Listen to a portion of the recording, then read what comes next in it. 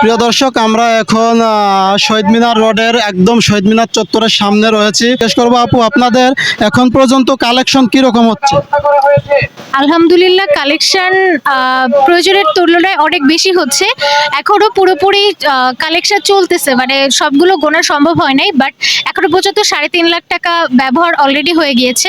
ইতিমধ্যে আমাদের যে টিম আছে, টিমের মধ্যে হচ্ছে কুমিল্লা, নোয়াখালী আর ফেনীতে হচ্ছে স্পিড বোট। এখন পর্যন্ত কি আপনাদের টিম থেকে তারা কি কাজ শুরু করছে, সেখানে গেছে? অলরেডি আরো আগে থেকে তারা কাজ শুরু করেছে। অলরেডি তারা কুমিল্লাতে, দেন নোয়াখালীতে, ওখানে হচ্ছে স্পিড বোট, তারপরে ইনফ্লেটেবল বোট, এগুলোর মাধ্যমে। আজকে আমরা দেখতে পাচ্ছি আকাশে অনেক মেঘ, এবং এখানে জানতে চেয়েছিলাম যে অনেক লোকের নাকি ভিড়, অনেক লোক আছে, তো এখানটা আজকে ফাঁকা, তো সেই তুলনায় টাকার কালেকশন কিরকম হচ্ছে? আজকে আমরা মূলত মেডিকেল টিম ওষুধ সংগ্রহের জন্য এখানে বসেছি। টাকা সংগ্রহ সেই সাথে চলছে, যারা ইন্টারেস্টেড তারা টাকা দিচ্ছে, আর অনেক ওষুধ কোম্পানি আমাদেরকে হেল্প করছে। এখন আমরা যারা সাধারণ জনতা, ওরা হচ্ছে ওষুধ কিনে কিনে আমাদেরকে কন্ট্রিবিউট করছে। আপনার কাছে কি মনে হয় প্রাথমিক ট্রিটমেন্ট দেওয়া যায় এরকম ওষুধ, কি কি ওষুধ আপনি সাজেস্ট করতেছেন তাদেরকে? প্রথমত, এখন যেহেতু বন্যার পরে সর্বপ্রথম কলেরা, ডায়রিয়ার প্রকোপ অনেক বেশি দেখা যাবে, তো কলেরা স্যালাইন, ওর স্যালাইন খুবই বেশি পরিমাণে প্রয়োজন।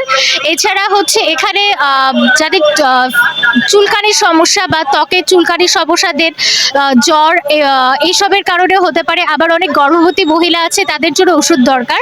তো নাপা আর বাচ্চাদের জন্য নাপা সিরাপ অনেক বেশি করে প্রয়োজন।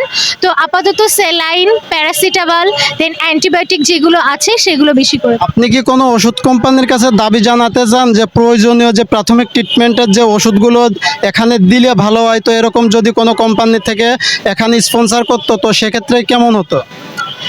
ওষুধ কোম্পানি, আমাদের মেডিকেল কলেজে যে স্যাররা আছেন, তারা যথেষ্ট পরিমাণে সাহায্য করছেন। এটা হচ্ছে সেন্টার থেকেই ওনারা ব্যবস্থা নেবেন আশা করি। ঠিক আছে, আপনাকে অসংখ্য ধন্যবাদ আমাদের সাথে থাকার জন্য। প্রিয় দর্শক, তো বন্যার্তদের জন্য আসলে যে বিষয়গুলো প্রয়োজন আমরা জানি, এই এখন কিন্তু পানির জন্য পানিবাহিত রোগ, জ্বর, কলেরা, ডায়রিয়া, তো প্রচুর পরিমাণ স্যালাইন এবং নিরাপদ পানির ব্যবস্থা করতে হবে।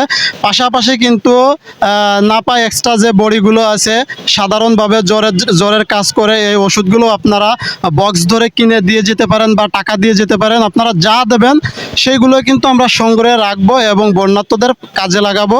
এবং এখান থেকে কিন্তু টিম অলরেডি সেখানে গিয়ে কাজ শুরু করে দিয়েছে। এই ছিল এখানকার সর্বশেষ অবস্থা। প্রিয় দর্শক, আমাদের চ্যানেলটি সাবস্ক্রাইব করে এরকম ভিডিও পেতে আমাদের পাশে থাকবেন। এখানে শেষ করছি, খোদা হাফেজ।